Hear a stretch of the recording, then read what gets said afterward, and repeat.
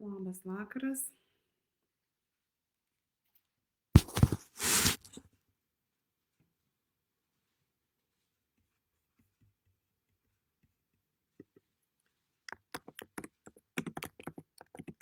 Kaip mane girdite, matote?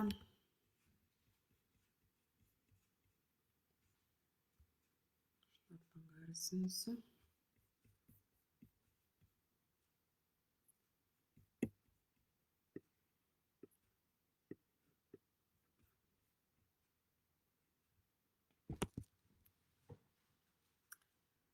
Dar palaukim besijungiančių. Labas vakaras, kas jungiatės.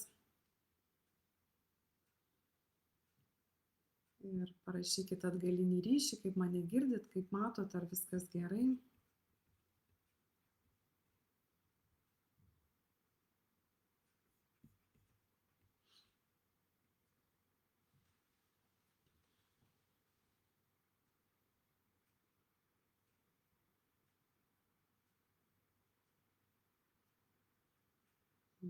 Laukiu besijungiančių, dar palaukim kelias minutės. Nematau jūsų komentarų. Ar gerai mane girdit, ar gerai mane matote?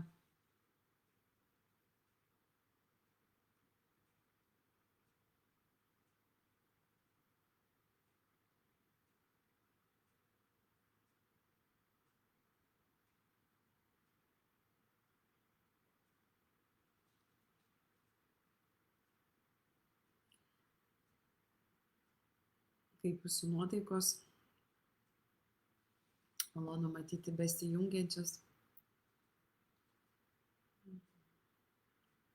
Dar kiek palaukim.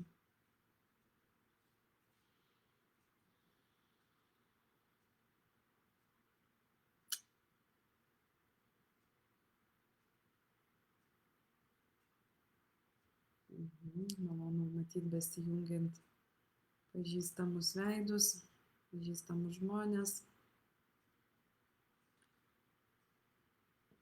Labas vakaras, kas jungiatės.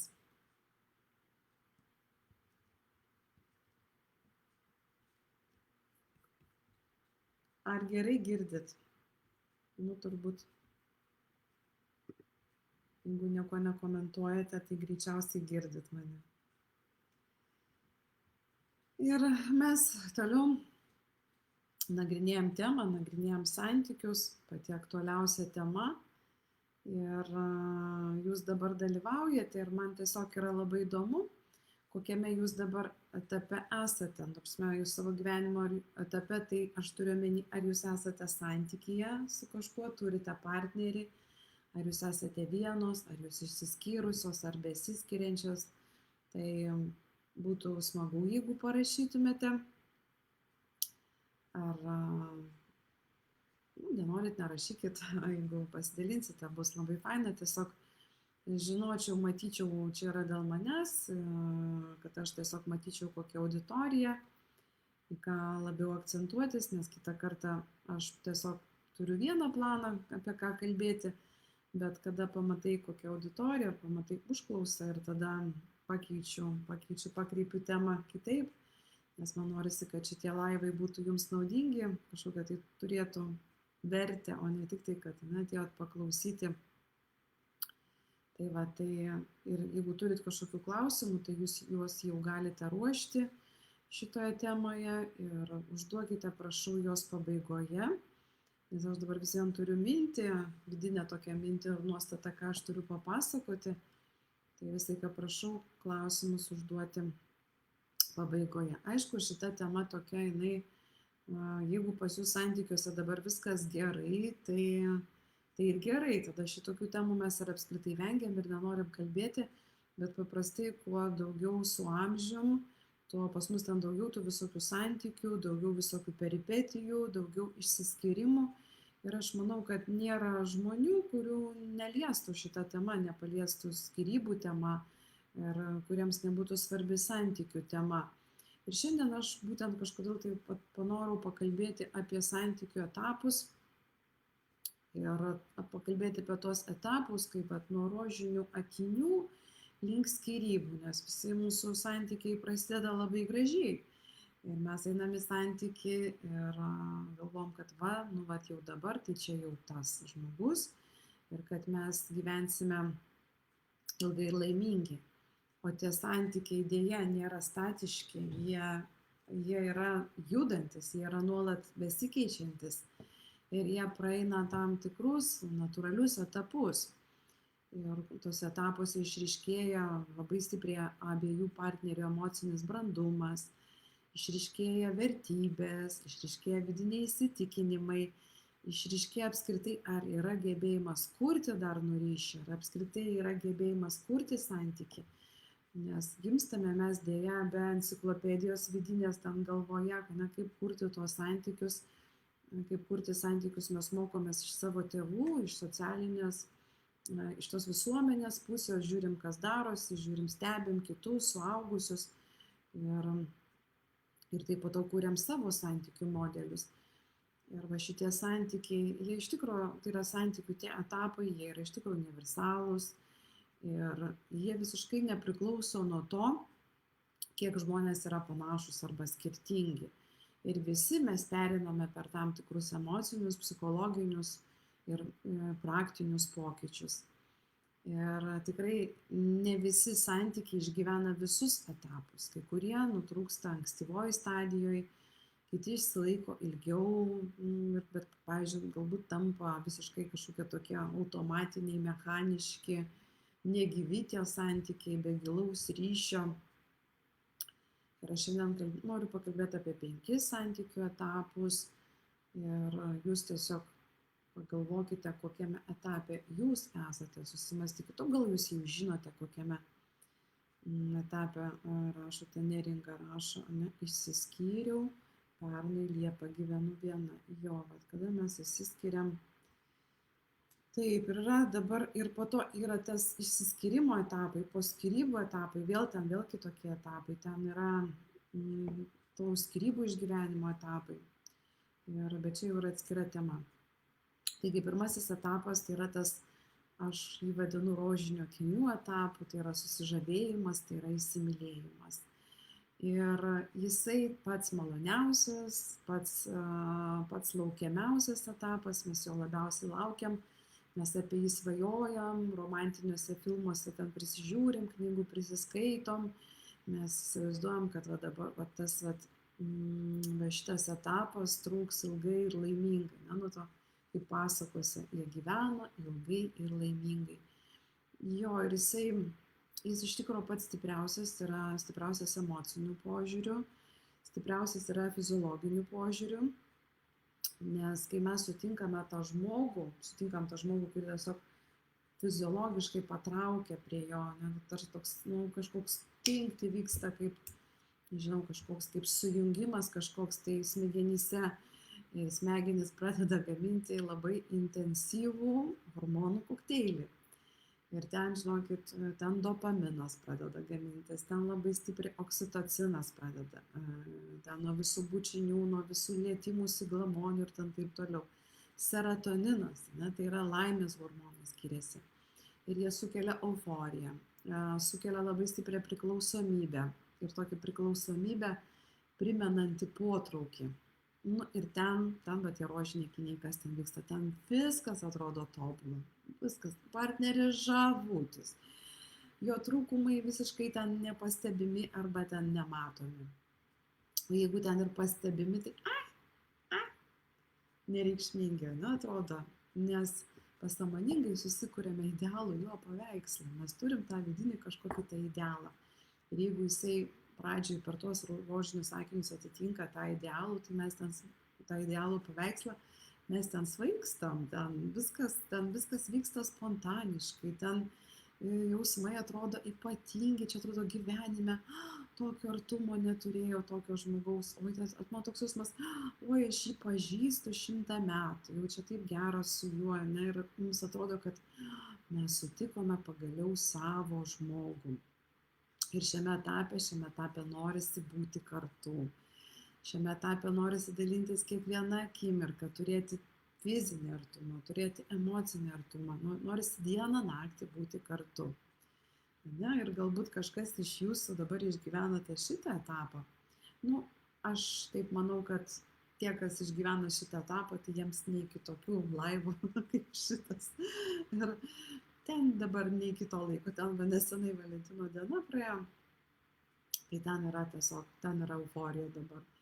Bet kaip gyvenimas rodo, ne, ir kaip, kadangi vėlgi viskas nėra statiška, viskas pastoviai kinta ir šita euforija dėja nėra amžina, nes tai yra cheminis procesas ir tas cheminis procesas labai labai stipriai valdo ir tas procesas jis anksčiau ar vėliau išsikvepia. Organizmas negali visą laiką būti strese, nes čia irgi savotiškas įsimylėjimas yra savotiškas stresas, žmogus patiria stresą. Tik tas stresas yra labai malonus, labai laukiamas, labai toksai, aš atsimenu, kai aš įsimylėjau, aš atsimenu, negalėjau visą savaitę miegoti, naktį užmigti, nes visą laiką galvoju apie tą žmogų, iš tos laimės negaliu užmigti. Ir man tai buvo stresas. Tokį stresą patyriau, kai pagimdžiau sūnų, kurio labai laukiau, ilgus metus negalėjom susilaukti su vyru vaikų ir nuo to džiaugsmo, nuo to irgi patyriau tokį euforinį stresą, tokį cheminį procesą, kai irgi negalėjau visą savaitę miegoti nei dieną, nei naktį, gal net daugiau. Ir meilė man irgi, irgi iš karto irgi tokius procesus iškelia. Kokius jums procesus iškelia, pagalvokit. Tai ir kai kurios poros, pastebėjusios, kad tas jaudulys pradeda mažėti, pajutusios, ne, kad ir tada puola netgi panikuoti ir mato, kad meilė, ta prasme nemato, o mano, kad meilė baigėsi. O iš tikrųjų nesibaigia ten jokia meilė.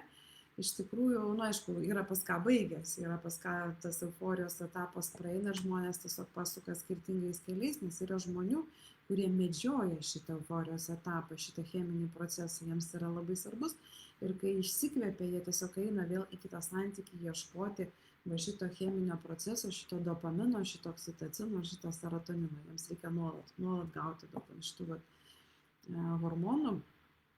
O iš tikrųjų tai yra perėjimas tiesiog į kitą santykių etapą. Ir ten meilė, jinai ten kaip tik gali tapti gilesnė, brandesnė, bet tam jau reikia sąmoningumo, tam reikia pastangų, tam reikia dirbti santykiuose, po truputį pereidinėjom, iš kiekvieno etapo pereidinėjom į vis didesnį darbą. Ir jeigu šiame etape žmonės nesugeba atsikratyti iliuzijų, tikrai santykiai gali nutrūkti dar neprasidėjus tikrai artimai partnerystei. Nes tas pirmas euforinis etapas, tai sakau, tai yra toks limonadinis etapas, jisai žavus, jisai fainas, jis labai laukiamas visų, visi svajoja apie šitą etapą, bet jisai trunka ten įvairiai. Nes, sako, meilė trunka 3 metus, tai visai jis ten trunka iki 3 metų, bet maždaug, taip jau, statistiškai sakoma, kad iki 3 metų, pas kažką trumpiau, pas kažką iki 3 mėnesių, panašiai žodžiu, bet toliau kitas etapas, tada jau toks prasideda tikrovės patikrinimas. Ir tada jau mes tarsi tikrinamės viduj, ar čia meilė, ar čia tikra meilė, ar čia vis tik tai kažkokia tai iliuzija. Ir tas pradinis hormonų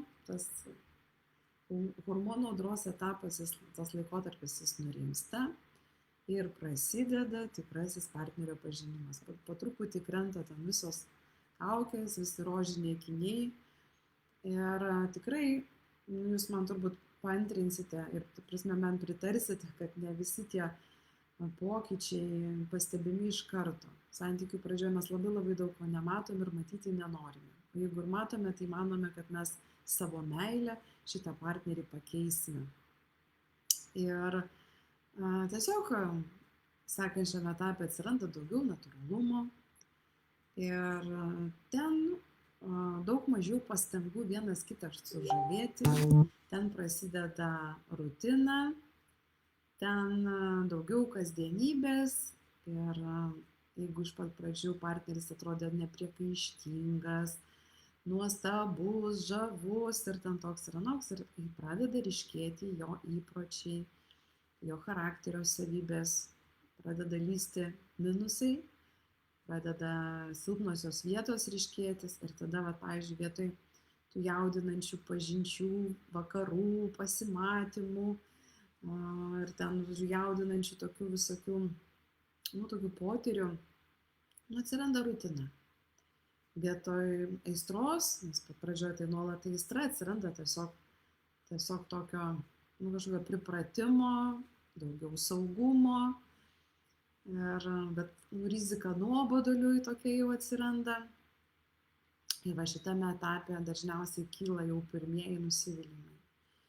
Nes mūsų vaizduotė, jinai vis vien turi ten susikūrusi idealų savo partnerio paveikslą. Ir mes va šitam jau etape pradedam matyti, kad tas paveikslas neatitinka tikrovės. Neatitinka tikrovės. Ir ten galimi nusivylimai. Ir tada žmonės pradeda manyti galbūt, kad santykiai kažkaip prarado esmę. Taip, kad nebėra tokio intensyvumo kaip pradžioje. Kažkas pradeda bandyti partnerį pakeisti, nes turi viduj lūkesčių, koks jisai turi būti toks, kaip įsivaizdavau. Ir va čia yra labai labai svarbu šitam etape vis tik tai suprasti, kad kokia partnerio prigimtis. Ir ar aš galiu priimti to žmogaus prigimtį. Ar aš sugebu priimti tą žmogaus tikrą prigimtį. Ir va čia dažniausiai nesusikalbama per tai, nesugebama priimti tos tikrosios prigimties. Ir žmonės pradeda slėpti savo tikruosius jausmus. Ir jau čia prasideda atitolimas, šiek tiek gali kažkoks nepasitenkinimas. Ir kam iš jūsų galbūt šitas etapas dabar yra vyraujantis pas kažką iš jūsų, galbūt jūs dabar esate antrame etape, patikrinime. Meilė tai ar iliuzija iš tikrųjų.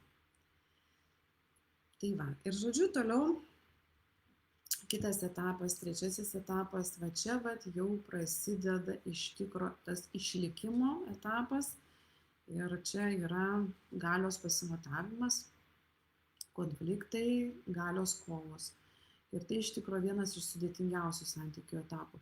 Ir aš nenoriu vardinti metais, kada čia kur kas trunka, nes santykiai antiek jie yra antiek skirtingi, mes žmonės antiek skirtingi, vieni per metus gali praeiti visus šitos etapus, o kiti per 20 metų gali praeiti tuos etapus. Tai tas trečiasis konfliktinis, taip vadinamas etapas, ir va čia išryškėja žmonių visos vidinės nuostatos apie meilę. Išryškėja nuostatos apie įsipareigojimus ir apie artumą. Ir va čia būtent šitame etape išlenda giluminiai skirtumai. Ir tokie ne tai, kad ten paviršutiniai skirtumai, kur kažkokie tai galbūt net kurių mes tikrai pradžioje nepamatom, bet giluminiai skirtumai. Ir mes pradedam, atrodo, o tai Dieve, tai atrodė pradžioj, viskas čia taip gerai, taip fainai, viskas sutampa, o po to tu pradedi matyti, kad mes visiškai skirtingi. Ir ten lenda visokie neišspręsti asmeniniai kompleksai, ten labai stipriai pradeda lysti vaikystės traumos, ten pradeda lysti baimės ir lūkesčiai ir ten pradeda kilti pasipiktinimas, kad ne pagal mano lūkesčius, aš visiškai netaip įsivaizdavau tą santykį. Aš netaip įsivaizdavau vaikų auginimą, aš netaip įsivaizdavau bendrą buitį, aš netaip įsivaizdavau bendras keliones arba ten bendrą kažkokį tai finansinį ūkį, netaip įsivaizdavau bendravimą su mano tėvais arba ten mano draugais ir artimaisiais. Ir va čia šitas etapas tai yra kova dėl galios, dėl savo vietos santykiuose, dėl dėmesio, dėl pripažinimo. Ir ten mums kyla klausimas, o kodėl jisai ne toks kaip anksčiau?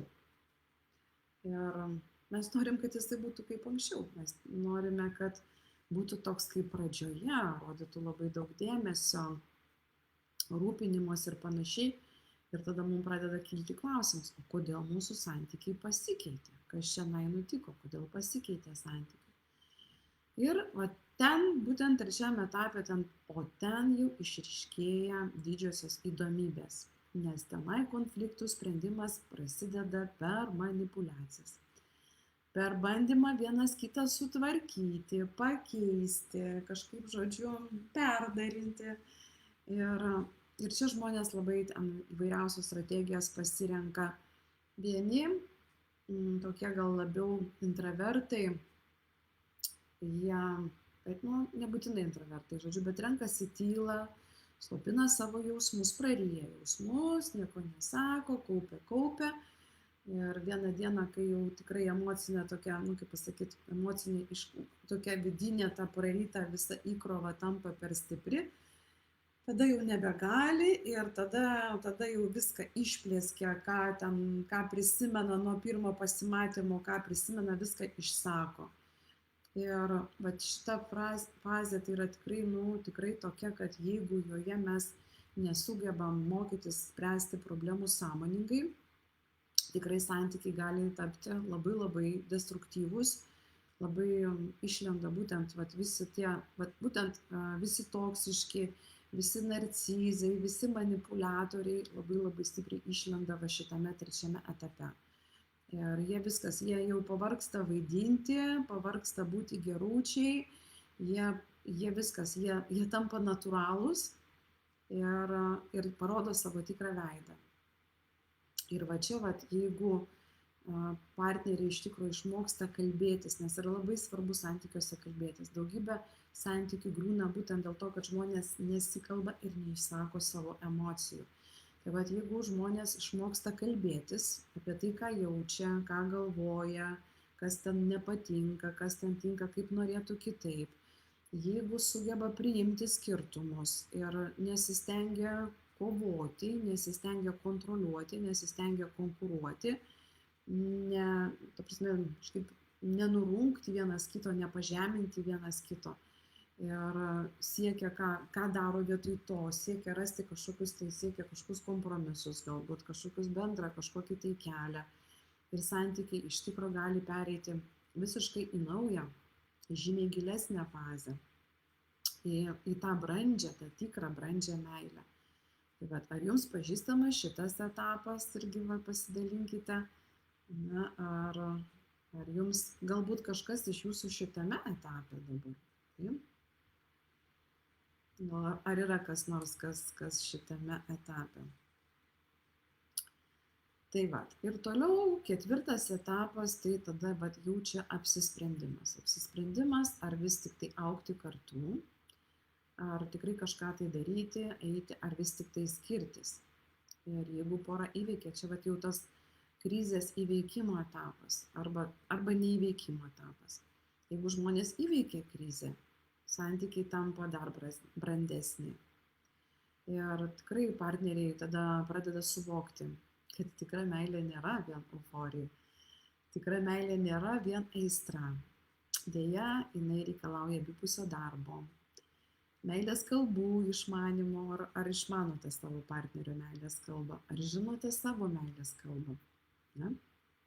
Čia reikia pastangų, čia reikia norėti augti kartu, čia reikia norėti išlaikyti tą santykį.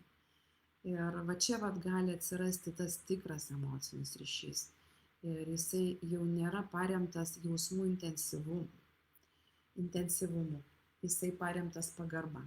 Jisai paremtas bendrais tikslais, jisai paremtas gebėjimu ir noru kurti bendrą ateitį. Bet deja, ne visos poros pasiekė šį etapą, deja, ir kai kurie žmonės supranta, kad jų keliai iš tikrųjų, kad apskritai jie tikrai labai skiriasi, ir jų keliai skiriasi, ir ten atsiranda aiškus suvokimas, noriu aš likti su tuo partneriu kartu ar ne.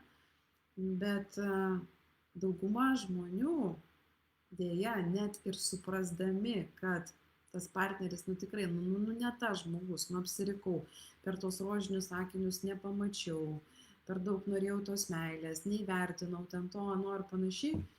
Ir netgi suvokdami, kad reikėtų skirtis, jie lieka kartu vien iš patogumo, iš baimių iš kažkokių tai manipulacijų, dėl kažkokių priklausomybių santykiuose, ir toliau nuodija vienas kitam gyvenimą, nuodija vienas kitą ir Tai vat ir kartais tokiais atvejais tai sąmoningas sprendimas skirtis yra daug geriau negu kad ten, žinot, būti tas skausmingame tame santykyje. Nes tas sąmoningas sprendimas skirtis, jisai gali būti skausmingas, bet jis kartu išlaisvinantis. Nes tikrai tu supranti, kad viskas, aš jau šitam santykiui galbūt kažkokias tai išmokau pamokas, jau ir tam viską padariau ir praėjau. Bet kaip ir sakau, daug kas bijo likti vieni ir dėja labai stipriai pas žmonės pasireiškia priklausomybė nuo santykių, priklausomybė nuo žmonių. Mes kaip ir limpam tam prie kažkokio tai žmogaus ir viskas. Ir mes, aišku, dar, o ypatingai jeigu vaikai, tai iš vis aš pati turiu 2 vaikus, pati išgyvenau sudėtingas skyrybas ir tikrai suprantu, kas tai yra. Ir žinau, mano skyrybos prasidėjo skyrybos po 23 metų bendro gyvenimo. Tai ir, ta prasme, ir atrodo buvo sąmoninga pradžia, sąmoningas suvokimas, kad reikia skirtis, kad mes kaip ir nieko nebeturim bendro kartu. Bet truputį vėlgi perėjo į kitą etapą. Ir va čia dabar, o 5 stadija toliau, atitolimas arba santykių stagnacija. Tai va čia visiškai būna, kad žmonės, nežinau, galbūt pastebėt, ir tai ypatingai būdinga žmonėms, kurie, mūsų, pavyzdžiui, tėvams labai stipriai būdinga. Jie išgyvena visišką tokią, visiškai santykiai ne apie nieką, jie visiškai yra nutrūkę, bet dažniausiai žmonės vis vien tenai lieka tam santykyje per kažkokio tai didelio įpratimo ir gal iš vis ten, tiesiog išeities nemato, nežino, kur eiti, neįsivaizduoja, kaip atskirai gyventi, išeiti, kaip tą turtą padalinti ir panašiai. Nes tikrai yra žmonių, kurie gyvena santykiuose jau labai labai emociškai atitolę, gyvena absoliučiai kaip kaimynai. Tai gerai, jeigu kad kaimynai, kurie gerai sugyvena kaimynai. Yra tokių žmonių, kurie gyvena kaip kaimynai, kurie gatavi užmušti vienas kitą pamatę. Ir pastoviai lojasi, kaip šunys ėdasi, pjaunasi ir taip toliau. Ir gyvena kančioj, gyvena didžiausiame nuovargy, išsekime, strese. Ir aišku, yra tokių žmonių, kurie patiria emocinį atitolimą, prieina prie santykių stagnacijos etapą, bet yra tokių sąmoningų žmonių, kurie vis tik tai pradeda suprasti, palauk, vaikai, pavyzdžiui, paliko jau lizdą, vaikai išvažiavo ir mes čia dabar dviese, ką mes dabar darom su savo santykiu, ar mes skiriame laiko tam ryšiui atnaujinti tam santykiui, nes taip, jeigu prasideda ilgalaikė krizė, jinai vis vien dažniausiai baigėsi santykių pabaiga, jeigu jokios pastangos nededamos, ir ta ilgalaikė krizė, jinai tikrai visus priveda prie emocinių išsekimų, psichologinių išsekimų, stresas priveda prie ligų. Ir jeigu žmonės sąmoningai nesistengia kurti kažkokių tai naujų patirčių, nestiprina emocinio ryšio, nebeatranda jokių bendrų tikslų, tada jie tikrai pereina visišką žlugimą, visišką žlugimą. O jeigu vis tik tai siekia, dar turi norą išsaugoti šitą santykį, stiprina tą emocinį ryšį, ieško, ką čia bendro dar įdomaus galima sugalvoti, nuveikti, kaip čia tą savo gyvenimą. Nes, žinokit, labai sunku tą gyvenimą įprasminti, nes kol buvo vaikai, pavyzdžiui, šeimoje, partnerystė, tu kažkaip įprasmini tą savo gyvenimą per vaikus, šeimoje, čia bendri vaikai, bendri rūpesčiai ir panašiai, o kai vaikai suauga, tai paprastai jau ten kažkoks viskas, vienas kitą pradedi matyti vienas kitą ir tu priverstas bendrauti tik tai vienas su kitu, jau po vaikais nebepasislėpsi, vaikais nebesumanipuliuosi, suprantat, ir tada dažniausiai tikrai įvyksta pas vienus pabaiga, pas kitus tiesiog visiškas atitolimas ir gyvenimas toliau, vardan kažko. Dėl tipo šventos ramybės, nors tos šventos ramybės ten jau senai nėra. Ir žmonės bijo santykių pabaigos ir daug kas nesupranta, kad santykių pabaiga tai yra ne pabaiga, kad tai yra nauja pradžia ir nauja galimybė eiti į naują santykį, į kitą santykį. Žmonės bijo. Ir dabar vat, pagal tai, ką aš papasakojau, kokiam etape jūs esate. Vėlgi pagalvokite, kuris santykių etapas. Aišku, ten dar yra tokių visokių niuansų, yra daugiau ten tų visokių etapų. Aš čia bendrai kalbu apie tokius. Ir žmonės, kurie sugeba pragyventi va šitą vat etapą, tą 5 stadiją ir kurie labai išmintingai visą tai pažiūri, kurie įvertina nuopelnus savo partnerio ir visą tą ilgamžiškumą, bendrystę, buvimą kartu, gali būti labai labai tikrai pažįstų porų, kurie pragyvenę ten visus sunkumus didžiausius, vienas kitam viską ten atleidę, paleidę, labai labai gražiai gyvena, sugyvena ir net gražu žiūrėti tokias šeimas ir ten ir auksinės vestuvės švenčia, ir sidabrinės, ir visokios, ir žodžiu. Tai va, tai žodžiu, ir tikrai yra labai svarbu suprasti, kad jeigu santykiai nutrūko, nesvarbu kuriame etape, dar kartą kartoju, svarbu suvokti, kad tai ne gyvenimo pabaiga. Tai galimybė yra peržiūrėti savo vidinius įsitikinimus apie meilę, apie santykius.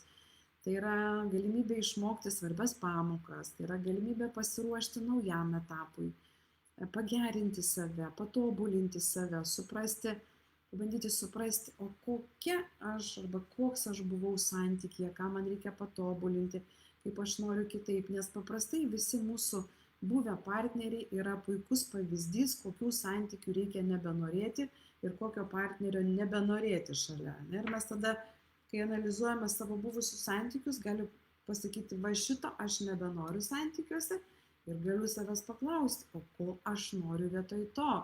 Ir aš galiu susidaryti vidinę strategiją, į kokius aš santykius noriu keliauti, kokiam etapui aš noriu pasiruošti, kokių jausmų aš noriu, kokių patirčių aš noriu, ką aš noriu patirti.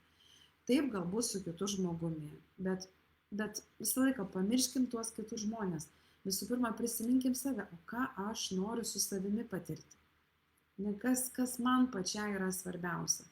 Ir taip dėja skyrybos tikrai dažnai tampa didžiausia gyvenimo transformacija. Man asmeniškai tapo tikrai viena didžiausių mano gyvenimo transformacijų per visą tą skyrybų procesą. Tikrai, tiek viduj turėjau visokių ten pokyčių, ir to skausmo išgyvenimo, bet kada kažkaip susijami ir tą skausmą perdirbi į kažkokią tai vidinę jėgą. Būtent į vidinę jėgą, kuri tave visiškai po to veda per gyvenimą kitaip. Ir kodėl vis tik tai kaip šitie santykių etapai, turbūt suprantate, kaip susiję su skyrybomis ir kodėl verta apie taip kalbėti, nes, žinot, kodėl verta apie tai kalbėti, apie šitos santykių etapus, nes mes daug kas išgyvenam ir patiriam tokį pasikartojantį, taip tarsi ratą, santykių nutrūkimo scenarijų ratą. Vėl einam į santykį ir vėl nutrūksta, vėl ant kažkokio tai grėblio užlipam ir žiūrėk, ir vėl tas santykis nutrūksta. Ir mes liekam su vidiniu klausimu, kodėl vėl su manim tai nutiko. Kodėl, nepaisant, pavyzdžiui, mano kažkokių tai vidinių pastangų, tie santykiai neišsilaikė. Ką aš padariau ne taip? Ar vėl tai pasikartos? Ir tos baimės, ir iš tikrųjų, skyrybos tikrai nėra, žinokit, joks atsitiktinumas, apskritai gyvenime nėra atsitiktinumų. Ir taip jos dėja įvyksta, gali vykti bet kuriame iš šitų santykių etapo, jeigu abudu partneriai nesugeba peržengti tam tikro psichologinio barjero. Jeigu mes nesuprantame, ko mes tenai turėjom išmokti, jeigu mes nesuvokėm, kad galbūt partneris yra mano tėvų projekcija, kad aš pradirbinėju su juo tai, ką aš turėjau pradirbti su savo tėvais, kad mano galbūt partneris yra nuluptas mano tėtis, šalia kurio, šalia tėčio jausdavau pastovį beviltiškumą ir gavau partnerį, šalia kurio vėl jaučiu pastovų beviltiškumą, nors jisai išvaizda visiškai nepanašus į mano tėtį. Tėtis galbūt buvo alkoholikas, o čia visiškas abstinentas ir psichika tada pasimeta, jinai nesupranta, jinai nesugeba susijęti, kad tai yra ta pati projekcija, pavyzdžiui, ten yra tėčio projekcija. Ir žodžiu, mes nesuprantam, ko mus ten tas santykis moko ir panašiai, ir kodėl nutrūko. Ir jeigu šito mes nesuprantame, tai greičiausiai mūsų nauji santykiai irgi bus su tais pačiais iššūkiais, dėja. Ir užtat, jeigu, nežinau, nesvarbu, kokiame jūs etape esate, net jeigu jūs esate santykiuose, arba jeigu jūs esate išsiskyrusios arba išsiskyrę, vis vien yra labai labai svarbus sąmoningas darbas su savimi. O jeigu jūs išsiskyrę arba skyrėtės, tai turėkite omeny, kad sąmoningas darbas su savimi po skyrybų yra esminis žingsnis ne tik tai gijimui, bet ir jūsų sveikiems santykiams ateityje. Ir mes daug kas po skyrybų tiesiog bandome judėti toliau, tiesiog daug kas iš tikrųjų, tiesiog gyventi toliau. Užsimti kažkokiom veiklom, puolame ten į naujus santykius, bet jeigu viduje lieka skylės, jeigu viduje lieka skausmas, jeigu viduje lieka daug neišspręstų emocinių blokų, jeigu lieka daug baimių, jeigu lieka daug pasąmoninių įsitikinimų, nepradirbtų, nepakeistų įsitikinimų ir kur mes nueisim, mes vėl nueisim ant to paties grėblio, mes vėl gausim tą patį rezultatą santykiuose. Tai, bet iš tikrųjų tikra laisvė po skyrybų, tai yra, žinokit, neišėjimas iš santykių.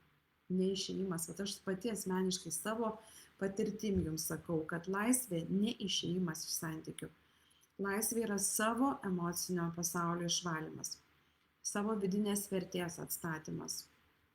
Yra naujo norimų santykių modelio suvokimas, nes jeigu aš nežinau, ko aš noriu, jeigu aš esu tame taške A ir noriu nueiti į tašką B, bet aš pastoviai tebe galvoju apie tašką A ir aš nežinau, ko aš noriu tikėtis tame taške B, tai kokia prasmė eiti į tašką B, aš net nežinau kur, kaip ir nežinau, kaip aš atpažinsiu, kad aš tenai nueisiu, kad aš tenai nuėjau, kad tai yra mano perėjimas į tašką B. Tai va, taip kad yra labai labai svarbu vis tik tai turėti aiškų suvokimą. Ir čia nesvarbu, jūs esate santykiuose, ar jūs išsiskyrusios, vis vien jūs turite turėti savo vidinį modelį, kas jums yra harmoningi santykiai. Ne, bet pirmiausia, kas su mumis vyksta, mes norim pakeisti kitą. Mes kabinamės prie savo partnerių ir sakom, tu keiskis, tu blogas, tu netinkamas esi, tu netikęs. Su manim tai viskas gerai, su tavim viskas yra blogai. Ir dėja, užtat dažnai labai skyrybos atneša nelaisvę, naujas problemas. Naujas problemas ir atneša ne tik tai, kad jeigu nesusivoki, kad ką iš tikrųjų reikia valyti, su kuo reikia tvarkytis ir ką reikia transformuoti. Ir jeigu esi, tam pavyzdžiui, baimėse, tai kas atsiranda? Atsiranda vienatvė. Ir atsiranda ta tokia baimė, o dabar kaip? Tai kaip aš dabar, koks didelis iššūkis, dabar teks gyventi vienam. O kaip, o galbūt aš iš vis niekada nieko gyvenime daugiau nebesusirasiu ir nieko man nebeišeis, ne? Aišku, ten ir finansinės problemos, baimė dėl finansų. Juk šeimoje tai yra dažniausiai bendros pajamos. Nors dabar labai daug šeimų, moteris labai emancipuotos, labai dirbančios, labai tokios, iš tikrųjų, moteris, kietos moteris dabar, žodžiu. Ir labai dažnai netgi pajamos yra moterų rankose. Bet ir būna labai daug yra ir šeimų, kur pagrindinės pajamos yra vyrų rankose. Ir vyrai po to būna, jeigu tai yra manipuliatoriai, jie po to manipuliuoja per tas pajamas. Ir taip, po skyrybų gali tekti labai smarkiai susiversti diržus. Ir kokia ten dar problema ištinka, ten keičiasi socialiniai ryšiai. Ir, pavyzdžiui, man tai tikrai, aš su šita problema susidūriau, nes iš tikrųjų, kai prasidėjo skyrybos, bendri draugai, jie pasirenka palaikyti vieną pusę ir tu tada prarandi dalį socialinio rato. Aišku, kartais ačiū Dievui, kad prarandi. Taip, bet kartais tikrai būna gaila to santykio, gaila to bendravimo ir žodžiu. Ir dažnai dar kokia problema susidurėme po skyrybų, tai buvusio vyro šešėlis, kaip aš vadinu. Nes labai dažnai net ir pasibaigus santykius žmogus gali likti kažkur tai labai arti. Pavyzdžiui, tu esi priverstas su juo bendrauti dėl vaikų, matytis, ir, pavyzdžiui, arba ten šalia kažkur tai gyvena. Ir arba, nu, kažkokias tai dar ten vis reikia kažką tai su juo aiškintis, kalbėtis, arba ten skyrybos užsitęsusios. Ir toks gaunasi kaip nuolatinis fonas, kuris iš tikrųjų trukdo judėti pirmyn, nes tai nėra laisvės tokios vidinės. Vat, ir iš tikrųjų daugam iš žmonių yra labai labai sunku paleisti partnerį po skyrybų. Ir dažnai skyrybos užsitęsia labai stipriai ne tik tai teisiškai, bet ir psichologiškai. Net kai santykiai objektyviai, pavyzdžiui, buvo blogi, žmonės užstringa emocinėme praeities narve. Emociniam praeities narve. Ir va čia yra pati didžiausia, žinokit, užstrigimas ir pati didžiausia problema, tai yra būtent emocinė priklausomybė. Kada žmogus emociškai yra pririštas prie partnerio. Ir čia, žinokit, visiškai nesvarbu, šita taisyklė galioja net jeigu jūs esate santykiuose. O ten jau nekalbu apie skyrybas. Jeigu jūs esate santykiuose ir turite emocinę priklausomybę, esate emociškai pririštas prie partnerio ir jums tas partnerio praradimas arba apskritai partnerio atsitraukimas kuriam laikui, jums viskas, jums yra tapatybės krizė. Nes žmonės ištinka būtent tapatybės krizė. Žmogus nebežino, o kas aš esu be to žmogaus. Kaip man dabar gyventi, kaip man čia išbūti, kaip man valandą be jo išbūti, kaip man parą be jo išbūti. Tai va čia, žodžiu, emocinė priklausomybė tai yra labai labai stiprus dalykas, kas mus laiko tuose santykiuose. Taip pat visokie nebaigti reikalai. Ir, pavyzdžiui, jeigu skyrybos įvyko labai netikėtai ir buvo neišsakytų kažkokių tai nuoskaudų, protas nuolat sugrįžta prie tų nuoskaudų, vis tenai mala ir ten dar vis iškelia tas nuoskaudas, sukyla, sako, aš jį pamatau ir man ten viskas kaip sukyla, tenai kaip sukyla, tai va čia, kada sukyla, tai žinokit, yra nebaigti reikalai, dėja, nebaigti reikalai. Ir dar su kuo susiduriam su iliuziniu praeities realizavimu. Ir va čia, kai kurie, kodėl niekaip negali, pavyzdžiui, išsiskirti, nes žmonės po kurį laiko dažnai skausmą pamiršta, problemas pamiršta, nori prisiminti gerus momentus ir tada pradeda galvoti, taip čia viskas buvo blogai. Ir labai dažnai užmerkia akis tokiais momentais prieš tuos smurtautojus, prieš tuos visokius manipuliatorius, prieš narcizus, prieš smurtautojus. O su jais skirtis, tai yra apskritai su jais gyventi labai sunku. O su jais skirtis yra dar sunkiau. Nes žinokit, kada santykiai baigėsi su narcizu, kažkas jau patyrėte turbūt, kažkas mane dabar labai gerai suprantate, ką aš noriu pasakyti, jeigu pasibaigė su manipuliatoriumi arba smurtautoju, tiek fiziniu, tiek psichologiniu. Tai va čia, žinokit, tas išėjimas ir išsiskyrimas jau nėra, žinokit, tik emocinė patirtis. Va čia tai jau yra psichologinis karas. Ir dauguma moterų net ir suprasdamos, kad reikia bėgti iš tokio santykio, reikia trauktis, bet jos vis vien, jos lieka įstrigusios tokiame toksiškame santykyje. Ir žinot, kodėl? Dėl emocinės priklausomybės. Nes ir tai ne tik tai, kad emocijos, jos veikia smegenis, gamina tam tikrus hormonus, hormonai, streso hormonai, mes priprantame, tampam narkomanais prie streso hormonų, bet apskritai narcizai, manipuliatoriai, jie sukuria priklausomybę. Nes jie iš pradžių, jų tokia taktika, jie iš pradžių nori pasirodyti geručiai, jie apgaubia dėmesiu, jie žada amžiną meilę, pasitikėjimą, o vėliau jie baudžia. Jie baudžia atstumimu, išdavystė, šaltumu, kritika arba įvairiausiais kontrolės mechanizmais. Ir nedaug dievė nebus pagal juos. Ir yra, žinokit, kai yra meilės ir bausmės ciklas, mes priprantam prie tokio ciklo. Meilė, bausmė. Ir kai žmogus gauna meilę po kančios, jis tą meilę labiau ima vertinti. Ir tai tampa psichologinė priklausomybė. Įsivaizduokit, šitas meilės bausmės ciklas. O su narcizais, manipuliatoriais ir ten tais visais psichologiškais smurtautojais visokiais, tai čia tiesiog, čia yra neišvengiami šitie ciklai.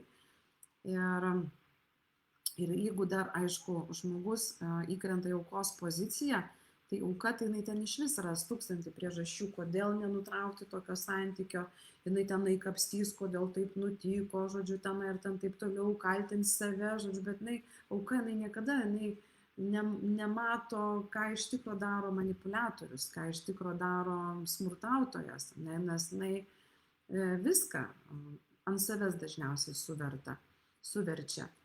Ir nėra ten taip paprasta atsilaikyti prieš manipuliacijos mechanizmus. Vienas iš tokių dažniausių manipuliacinių mechanizmų tai yra taip vadinamas gaslightingas. Nežinau, ar girdėjote tokį terminą, tai tarsi dūmo pūtimas taip vadinamas. Ir jeigu kaip frazė, ne, kuri dažniausiai iš manipuliatorių skamba, tai tu viską išsigalvoji, čia yra visiškai nesąmonė.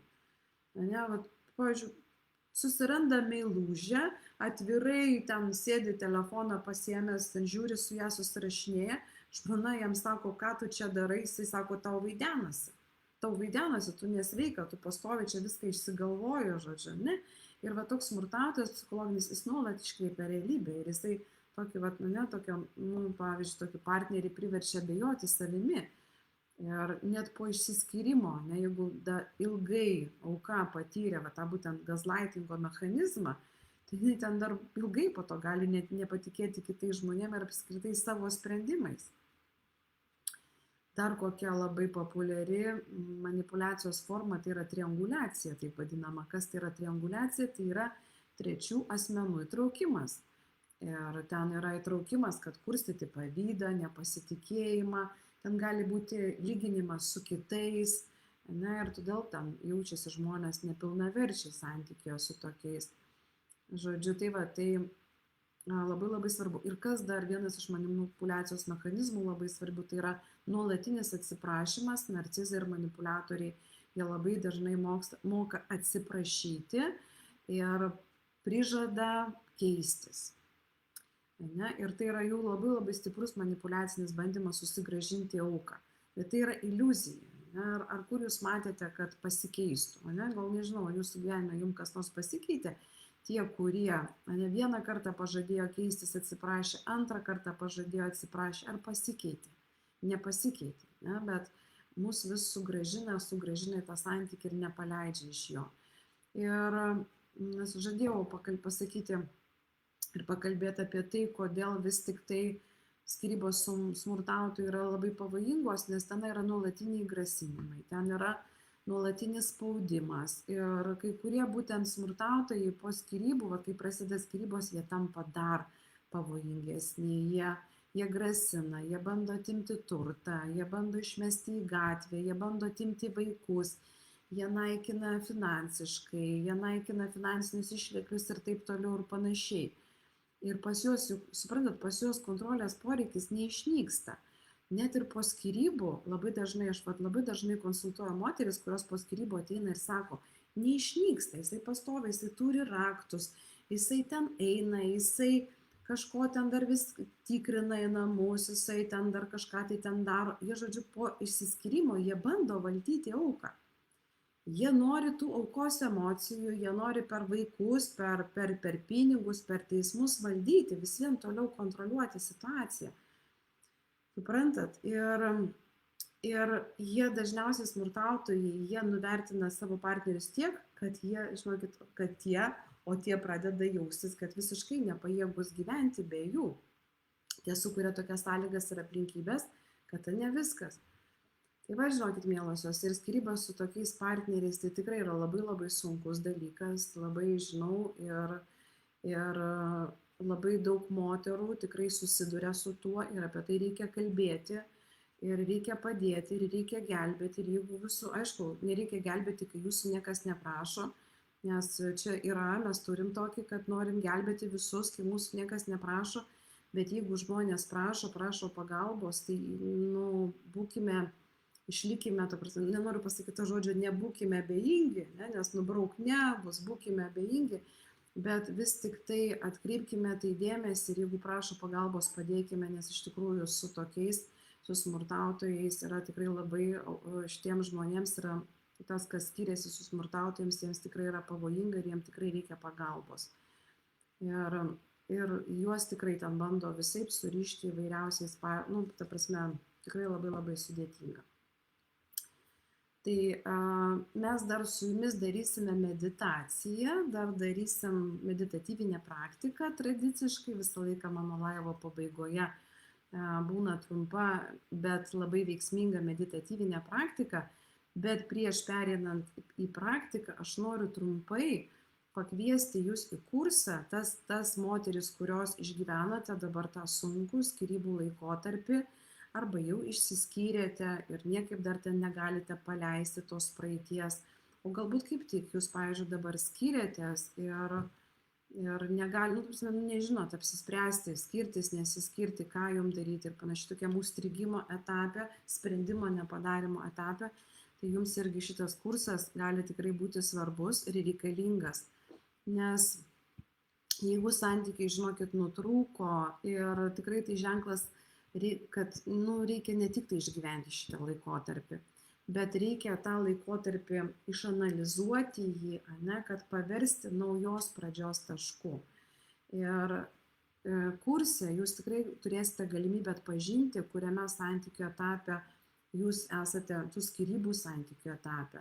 Mes dar kalbėsim ir apie visokias tas hormoninės priklausomybės, dar daugiau visus šitos santykių etapus giliau paliesime, kad suprasti apskritai, kodėl mes pakliūname į tokius santykius, kodėl mes lipam ant tų pačių grėblių. Taip? Ir kurso metu jūs galėsite vis tik tai paleisti tos skausmingus prisiminimus, paleisti emocinius blokus, kurie jūs stabdo nuo laisvės. Ir taip pat apie visokius scenarius pakalbėsim, kurie mus stabdo, apie įsitikinimus, kurie stabdo. Ir visą laiką skyrybos tai yra savivertės praradimas, pasitikėjimo praradimas, o jie yra labai svarbus. Kad vėl galėtum kurti gyvenimą kupiną džiaugsmo, ne baimės, vėl reikia atstatyti savivertę, reikia atstatyti pasitikėjimą savimi ir reikia suprasti, kaip nebekartoti praeities klaidų, ir kaip rinkti sąmoningus, tvarius santykius. Taip, tai gali būti tikrai skyrybos skaudžiausias įvykis jūsų gyvenime, bet jos gali tapti stiprybės pagrindu, mielos moteris, taip. Ir jeigu jūs sužinosite ir suprasite, kaip pradirbti tas patirtis, jas transformuosite, jūs pereisite į naują gyvenimo kokybę. Taip kad jeigu jūs dar vis esate, žinokit, įskaudintos, jaučiatės įskaudintos, turite labai daug nuoskaidos, jeigu esate sutrikusios, jeigu esate pasimetusios, jeigu nuolat galvojate, nepaleidžiate, jeigu negalite paleisti skausmo, nežinote, kaip tai padaryti, jeigu ten turite kažkokių tai baimių, jeigu kad ateityje vėl ten kursite kažkokius neharmoningus ir nesėkmingus santykius, norite, žodžiu, atsigauti, sustiprėti, kad galėtumėte kurti naują gyvenimą, o ne tik egzistuoti, tai tikrai kviečiu į savo kursą. Nuorodą rasite po šituo video, pasidalinsiu nuorodą ir kursas vyks 3 savaitės uždaroje Facebooko grupėje, bus gyvi susitikimai, bus praktikos, užduotis, palaikymas ir svarbiausia, noriu pasakyti dar tokią žinutę, kad šitas kursas irgi jūs jį galite įsigyti už širdies mokestį.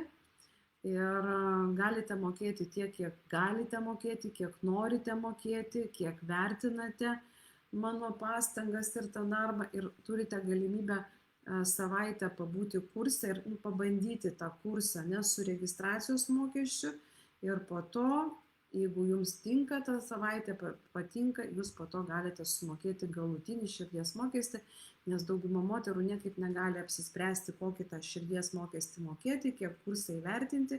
Tai visą laiką, reiškia, jūs turite galimybę padalyvauti savaitę kurse, išklausyti 2 kurso paskaitas ir tada apsispręsti, norite jūs tęsti. Tinku aš jums kaip lektorė, kaip mentorė, ir ar apskritai tai jums verta ir naudinga ir panašiai. Bet šitas kursas tikrai, žinokit, labai gilus, transformuojantis kursas, aš jau jį vedžiau, jisai buvo jau, bet dėja, kai mano Facebooko profilį pavogė, tai dingo ir to kurso video, nes buvo speciali kurso grupė, mes tą kursą darėme su partneriais, darėm su Mylima veikla. Ir tikrai buvo labai geras kursas, stiprus kursas, stipriai transformuojantis kursas, bet dėja neišliko, Šiaip galėčiau jūs pakviesti prisijungti, bet dėja negaliu. Ir užtat nusprendžiau daryti naują kursą, kad tikrai moteris turėtų galimybę gauti pagalbą va šitame sunkiame laikotarpyje. Psichologinę pagalbą, gauti emocinę paramą, žodžiu, kad tos skyrybos tikrai būtų, suprantat, jos tikrai įvyktų tokiam net ir dvasiniam, energetiniam lygmenyje, nes labai svarbu nutraukti ryšius ir energetinėme lygmenyje, paleisti visus ten, susigrąžinti visus sielos fragmentus, atiduoti sielos fragmentus, nutraukti visas ten bambagyslės, visas įmanomas ir taip toliau, žodžiu, visus energetinius siūlus ir išsivalyti, kad eiti naują santykį, kad nebesinešti to viso balasto. Tai va, tai labai kviečiu, kas norite, sudalyvaukite, kam reikia sudalyvauti, ir jeigu jūsų tarpe yra moterų, kuriuom reikia va tokios pagalbos, tai būtinai pasidalinkite šitą informaciją, pasidalinkite kurso informaciją, nes labai tikiu, kad tikrai bus naudinga, nes, žinokit, tikrai esu, jokiais pasakysiu, skyrybų ekspertė, nes tikrai per gyvenimą teko išgyventi ne vienas skaudžias skyrybas, atsitiesti po jų ir turėti tikrai, prasme, tokį atspirties tašką, eiti į kažkokį tai naują gyvenimą, į naują rytdieną. Tai va, o dabar visas kviečiu į meditaciją, į meditatyvinę praktiką. Ir mes dabar padarysim tokią praktiką, kad jūs suprastumėte, ar vis dar esate susijusios su buvusiu partneriu. Dabar netgi tos, kurios esate santykyje, bet galbūt turite kažkokią tai ten buvusią meilę arba apie kažkokį tai žmogų vis galvojate ir niekaip negalite pamiršti, kažko tai paleisti, jūs irgi galite pasitikrinti, nes va čia būtent tikslas šitos praktikos pajausti, ar vis dar energetiškai ir emociškai esate susijusi su tuo buvusiu partneriu. Arba, pavyzdžiui, jūs dabar esate kitame santykyje, bet turėjote ten, pavyzdžiui, vyrą iš pirma santuoka buvo, tiesiog galite, dėl įdomumo pasitikrinti, dar įsivertinti, kokio stiprumo šitas ryšys yra. Jeigu jūs dabar esate santykyje, kur šitas vyras pirmas ir paskutinis ir ten, žodžiu, tai tada jums irgi tinka, nes jūs galite pasitikrinti, kiek jūs emociškai stipriai susijusi su esamu partneriu. Taip kad šita meditatyvinė praktika tinka visoms. Čia tik tai jūsų požiūrio klausimas, ką jūs priešai save pasistatysite, pasitikėkite savo pasąmonę, pasitikėkite savo intuiciją ir tiesiog tiesiog jums galbūt automatiškai išnirs žmogus, su kuriuo jūs norite pradirbti. Taigi dabar įsitaisykite patogiai, kad jūsų niekas netrukdytų, kad be triukšmo, atsisėskite patogiai, neatsigulkite, bet atsisėskite, kad nugara būtų tiesiai. Reikės užsimerkti akis ir sutelkti dėmesį į savo kvėpavimą. Aš atsiversiu.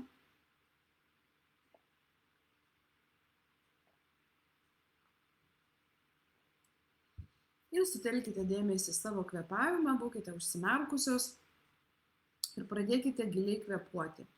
Įkvepiate per nosį ir lėtai iškvepiate per burną.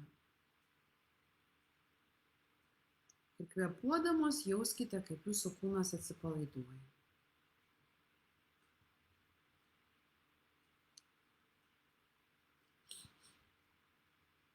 Kaip jūsų kūnas atsipalaiduoja ir kaip kiekvienas įkvėpimas atneša ramybę, o kiekvienas iškvėpimas iš jūsų išneša įtampą. Su kiekvienu iškvėpimu jūs iškvėpiate įtampą. Giliai kvėpuojate per nosį. Įkvėpėt per nosį, lėtai iškvėpėt per burną. Kvėpuojat ir jaučiat, kaip jūsų kūnas atsipalaiduoja.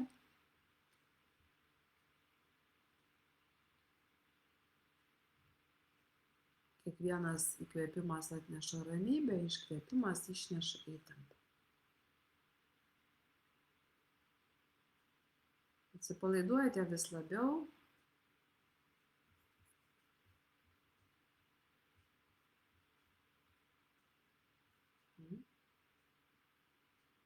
vis labiau ir labiau. Ir dabar įsivaizduokite, kad esate ramiame, saugiame gamtos kampelyje.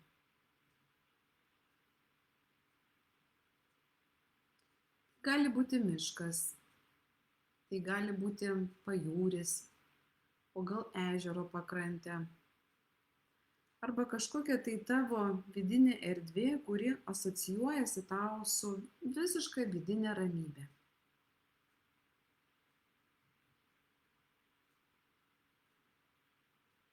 Tu dabar esi ramiame, saugiame gamtos kampelyje. Pajaus dabar aplinką, apsidairyk, ką tu ten matai, galbūt kokia ten temperatūra,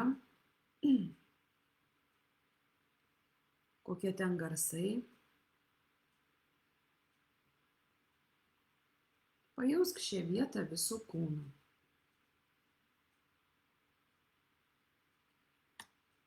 Leisk ją tave tarsi apgaubti ir nuraminti.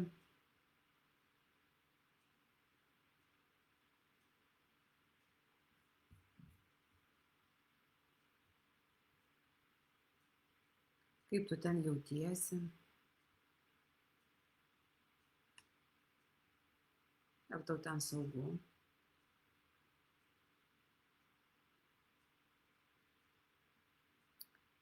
Bet dabar staiga priešais tave pradeda ryškėti auksinės durys.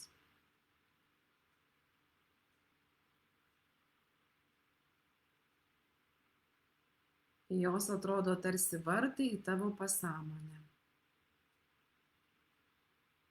Į vietą, kurioje gali pamatyti tikrąjį savo emocinį ir energetinį ryšį su buvusiu arba esamu partneriu.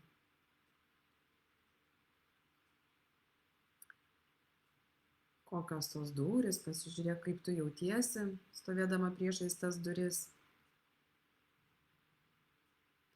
Ir dabar tos durys atsidaro. Ir tu žengi pro jas. Ir tu dabar pamatai, kaip priešais tave atsiranda didelis veidrodis. Ir tai nepaprastas veidrodis. Jis nerodo tavo išvaizdos. Jis atskleidžia tavo vidinius ryšius su tavo praeities arba esamais santykiais.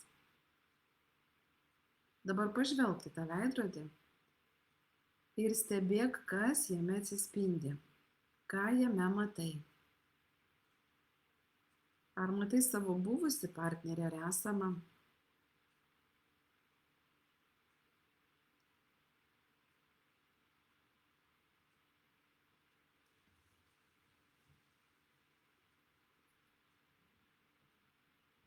Ką matai veidrodyje?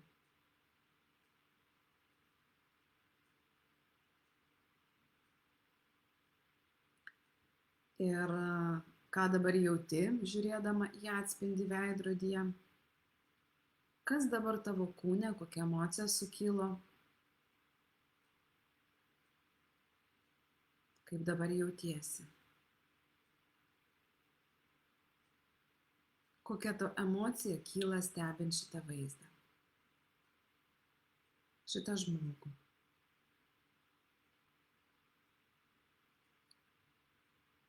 Ir dabar pamatyk, ar tarp jūsų kažkas yra, kas simbolizuoja ryšį. Galbūt virvės, gal grandinės, gal kažkokie šešėliai, gal siūlai, gal kažkokia nematoma energija. Kaip jūs surišti tarpusavį? Kaip sujungti?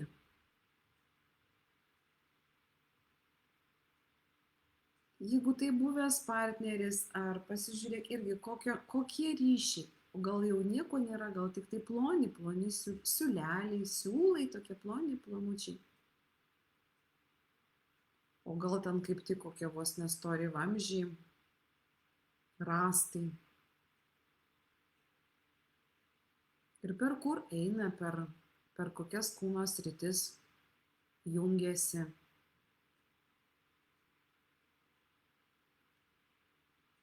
Atkreip dėmesį, koks ryšys jungia jūsų širdis.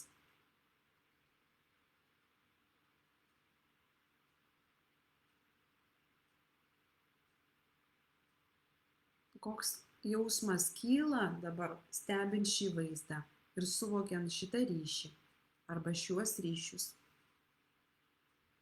Kaip jautiesi? Tiesiog dabar leisk savo stebėti, tiesiog stebėti, nesistengdama nieko pakeisti. Tiesiog įsiklausyk į savo kūną ir užduok savo klausimą. Kokį ryšį aš jaučiu?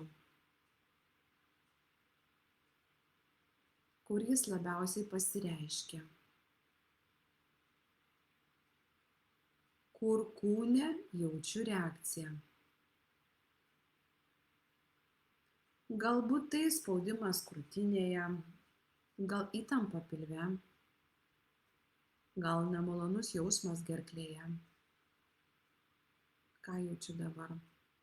Gal kūnas visiškai ramus. Atkreipkite dėmesį į visus savo pojūčius tai yra.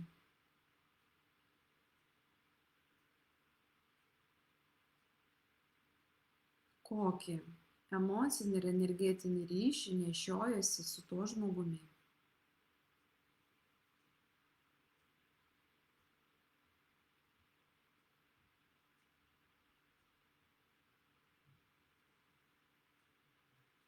Ir dabar dar kartą pažvelk į veidrodį, į tą žmogų ir paklausk savęs. Koks yra mano santykis su šiuo žmogumi, kurį aš matau veidrodyje?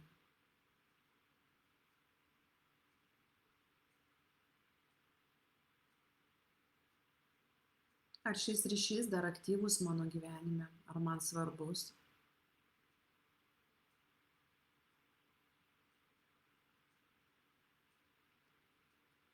Ar jis mane dar veikia?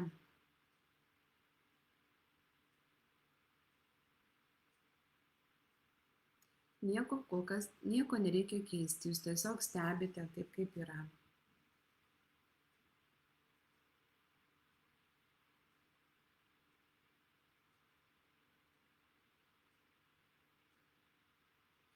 Ir dabar paskutinį kartą pažvelk į veidrodį ir suvok, kokią informaciją jis tau atskleidė. Ką tu išgirdai, supratai, suvokei.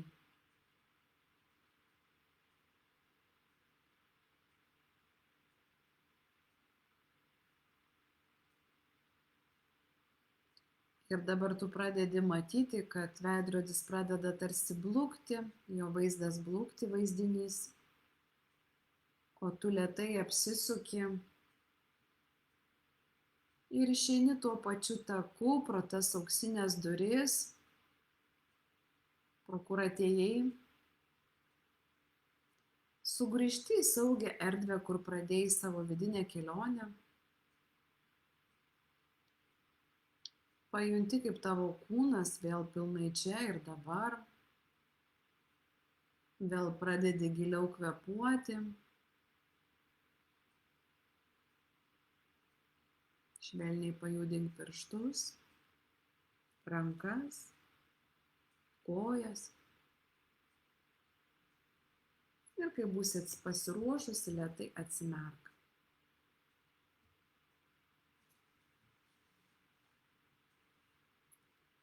Ir kai sugrįšite į erdvę, parašykit pliusiukus.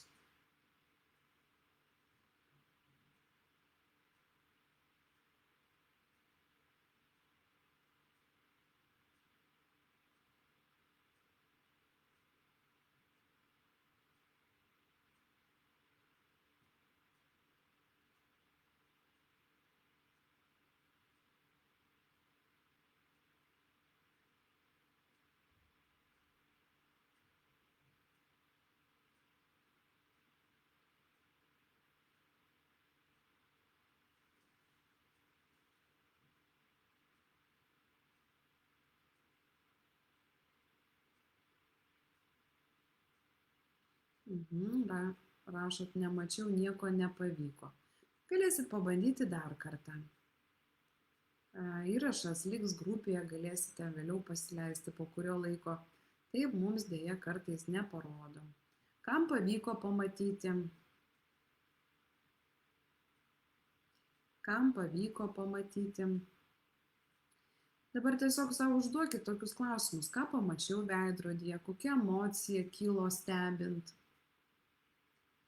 Kokius ryšius kūne pajutote su tuo žmogumi? Ar pajutote, kad šis ryšys jūs vis dar veikia? O svarbiausias klausimas, kurį siūlau užduoti, ar kokius pirmus žingsnius galėčiau padaryti, kad jį paleisti, jeigu tai praeities partneris, kažkoks iš praeities. O jeigu esamas partneris, tai irgi ką galėčiau padaryti, kaip galėčiau pagerinti. Galbūt kažką pajutau ir suvokiau, ko trūksta santykyje, ar kažkaip gal tas žmogus kažką pasakė.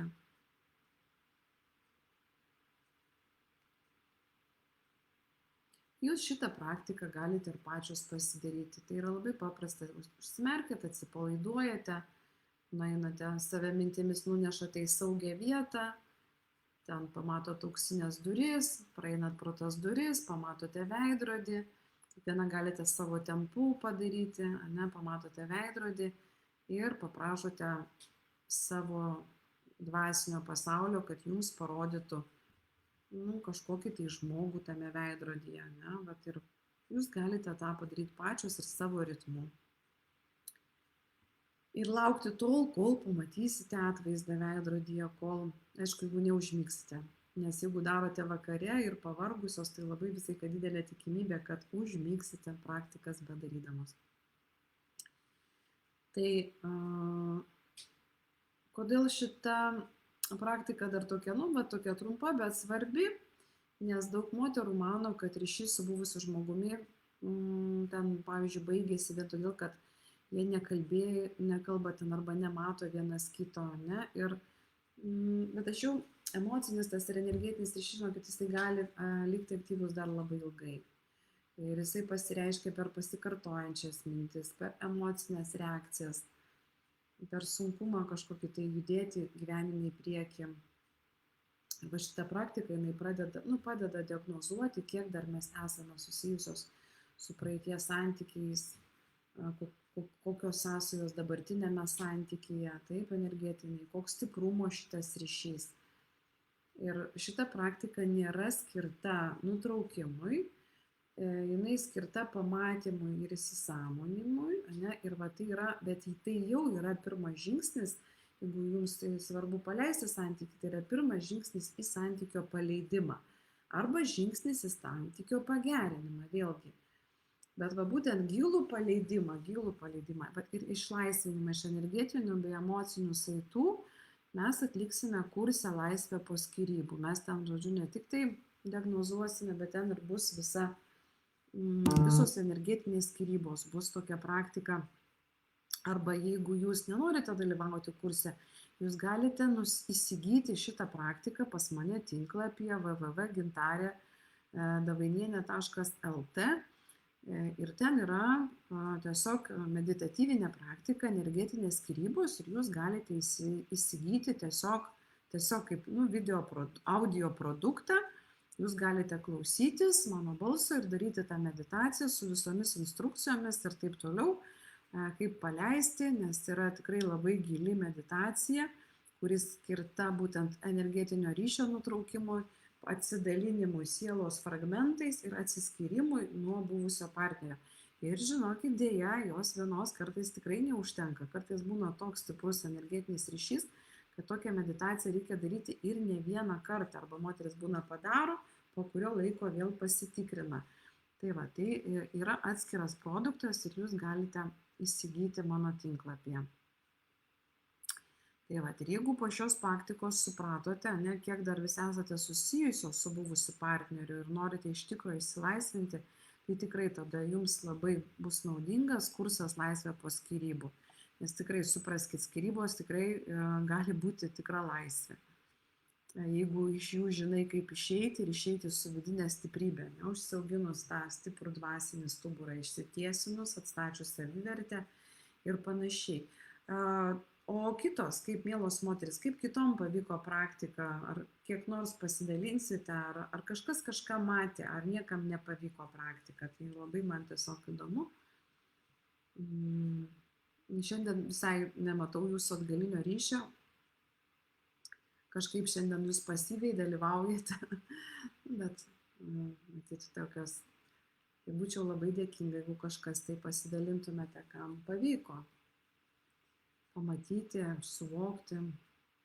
Gal turite kažkokių tai klausimų, kol galbūt kažkas rašo, gal turite kažkokių klausimų šitoj temai, tai klauskite. Gal kokių klausimų apie kursą turite, ar apie kursas vyks uždaroje Facebooko grupėje. Užsiėmimai bus 2 kartus per savaitę, antradieniais ir ketvirtadieniais.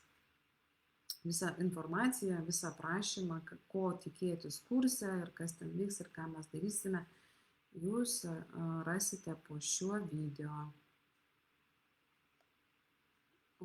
Ar turit kažkokių klausimų?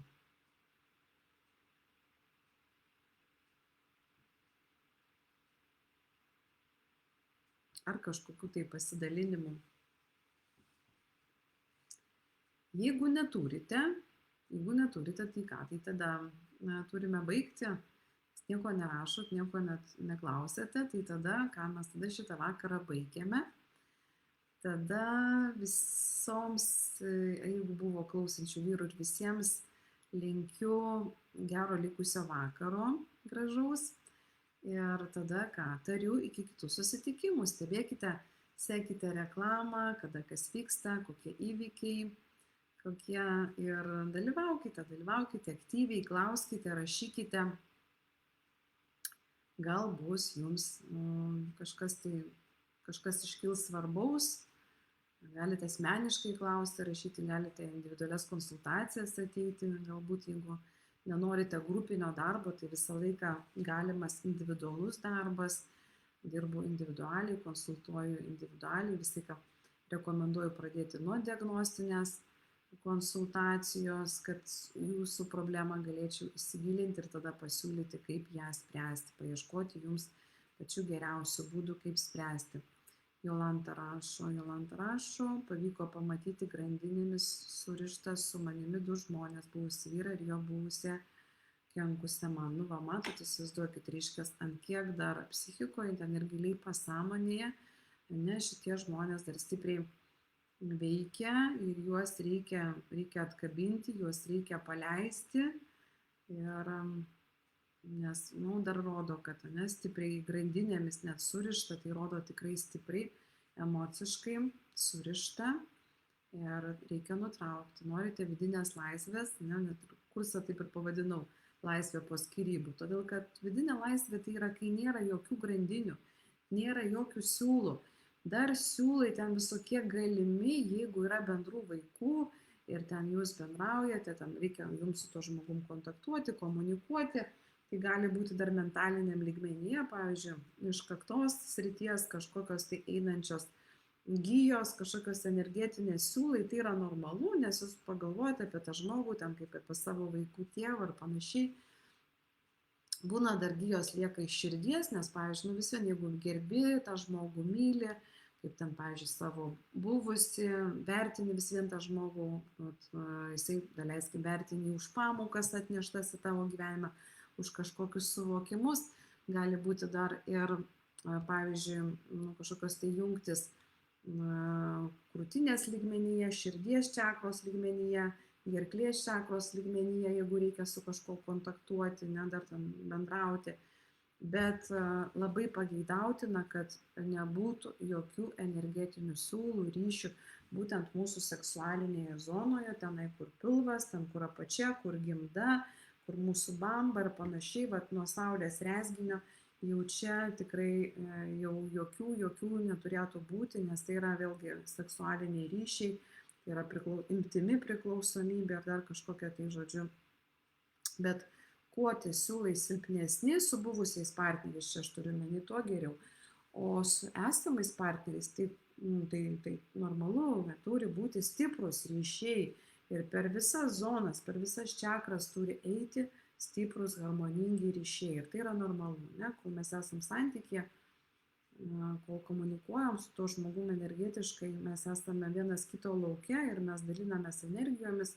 Tai yra normalu, kad mes, žodžiu, pas Jolantą rašo, per pečius grandinės buvo, žodžiu, per pečius. Tai va, pečiai, tai va vėlgi, pečiai yra vėlgi širdis, ne? Kur širdis, ten yra dažniausiai nuoskaudos, ten yra širdgėla, ten yra nepaleista. Tai va, šitos grandinės yra susijusios su širdgėla. Tai ką, gerai, tai viskas, tada visiems ir visoms gero likusio vakaro, dėkoju, kad dalyvavote, dėkoju už dėmesį. Ir tariu iki kitų susitikimų.